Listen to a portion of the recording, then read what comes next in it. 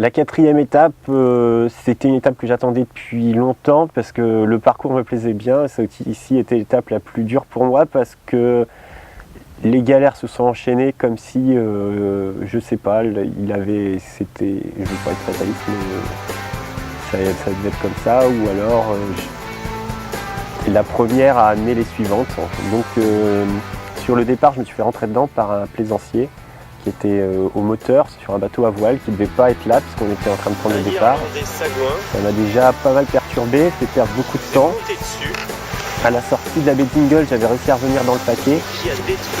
J'avais réparé parce que j'avais un trou dans le pont. Je prenais l'eau, j'avais réparé avec du scotch, avec les secours d'organisation. Puis on est descendu jusqu'au Fastnet, tous sur le même bord à suivre à la queue leu-leu. J'ai essayé de jouer 2-3 coups. J'ai peut-être été un peu trop agressif par rapport au potentiel de vitesse de mon bateau. J'ai perdu quelques places. Et on a attaqué la traversée de la mer d'Irlande entre donc, le Fastnet et Land's End, qui est la pointe la plus ouest de la Grande-Bretagne, de l'Angleterre, pardon. Donc là, ça nous a pris une nuit à traverser, plus la moitié de la journée suivante, et pendant la nuit, en fait, j'ai perdu énormément de temps. Voilà, arrivé sur les côtes anglaises, la pointe de Land's End, à la fin du monde, la fin des terres. Et là-bas, on a le fameux Cap Lizard. Et au matin, je me suis retrouvé dernier, enfin avant-dernier, puisque Alexis était derrière moi, il venait de casser son tangon pendant la nuit, on avait passé la nuit sous ski.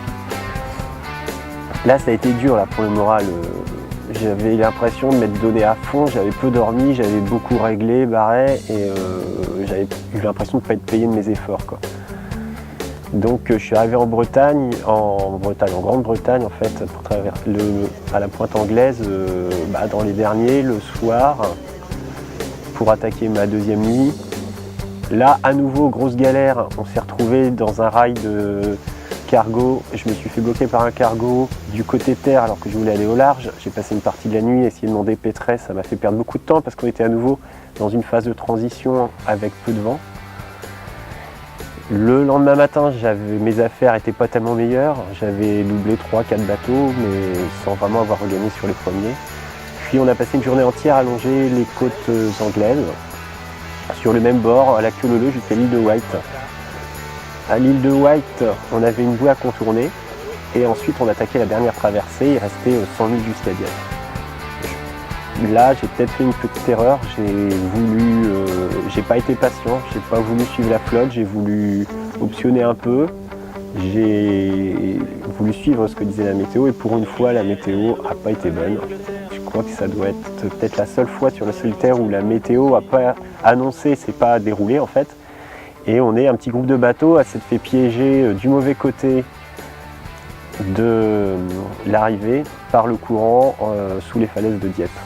Et donc on s'est retrouvé là, bloqué, sans vent, à une vingtaine de kilomètres de Dieppe, à une quinzaine de milles. Pas un pet de vent. Quand je suis arrivé, le vent s'est cassé la figure. Et je me suis retrouvé empétolé à la côte. Le thermique a bien essayé de rentrer. Vous voyez, il n'est pas plus fort que ça. Voilà, donc j'ai perdu sur toute la ligne.